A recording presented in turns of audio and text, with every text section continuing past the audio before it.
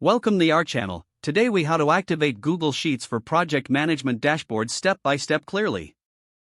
Open your web browser and go to the Google Sheets website.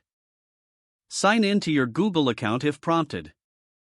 Once logged in, click on the blank option to create a new spreadsheet. Familiarize yourself with the interface by noting key areas like the menu bar and toolbar. Set up your headers for the dashboard in the first row.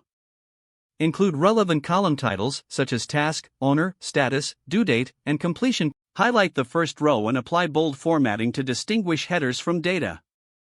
Adjust the column widths to fit the titles by double-clicking the line between column letters. Next, start entering your project data in the rows beneath the headers.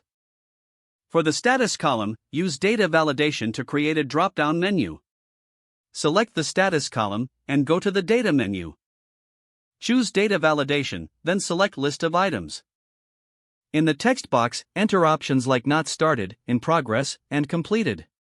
Click Now, create a chart to visualize your project status.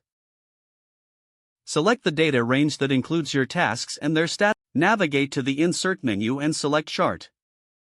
In the Chart Editor sidebar, choose the chart type that best represents your data. Adjust the chart titles and labels to make them clear. After customizing your chart, position it where it's easily visible on the dashboard. To add conditional formatting, select the completion percentage column.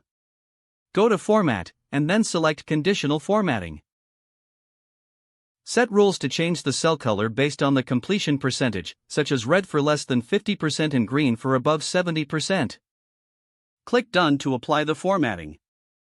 Now, consider using filters to manage your project tasks more effectively.